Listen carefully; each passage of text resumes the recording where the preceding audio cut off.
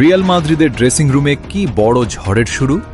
Brazilian superstar Vinicius জুনিয়রকে নাকি স্পষ্ট বার্তা দিয়েছে রিয়াল, চুক্তি নবায়ন করো, নইলে ক্লাব ছাড়ার জন্য প্রস্তুত থাকো।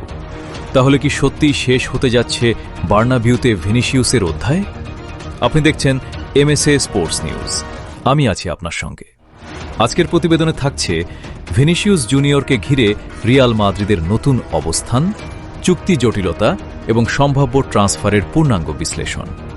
স্প্যানিশ সংবাদ মাধ্যম মার্কার প্রতিবেদনের ভিত্তিতে ইউরোপীয় ফুটবল অঙ্গনে জোর আলোচনা শুরু হয়েছে। সেখানে দাবি করা হয়েছে রিয়াল মাদ্রিদ ভিনিসিয়াস জুনিয়রকে জানিয়ে দিয়েছে ক্লাবের সর্বশেষ চুক্তি নবায়ন প্রস্তাবই চূড়ান্ত। এই প্রস্তাব গ্রহণ না করলে গ্রীষ্মকালীন ট্রান্সফার উইন্ডো শেষ হওয়ার আগেই তাকে বিক্রি করার সম্ভাবনাও বিবেচনা করা হতে পারে।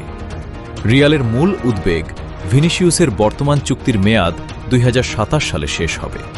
যদি নতুন চুক্তি দ্রুত না হয়, তাহলে 2027 সালের জানুয়ারি থেকেই তিনি অন্য ক্লাবের সঙ্গে স্বাধীনভাবে আলোচনা করতে পারবেন।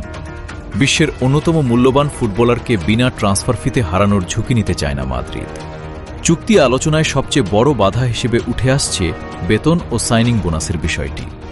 ভিনিসিয়াসের প্রতিনিধিরা উন্নত আর্থিক শর্ত চাইছেন, আর রিয়াল মাদ্রিদ তাদের বেতন কাঠামোর ভারসাম্য বজায় রাখতে চায়।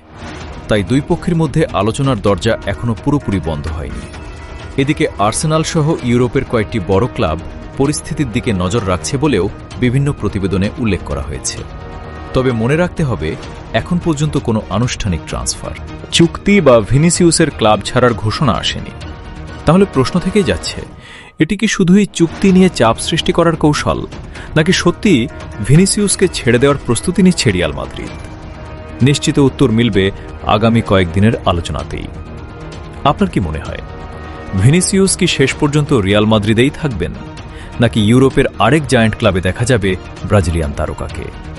মন্তব্যে আপনার মতামত জানান। এমন নির্ভরযোগ্য ফুটবল বিশ্লেষণ পেতে এমএসএ স্পোর্টস নিউজের সঙ্গেই থাকুন। ধন্যবাদ।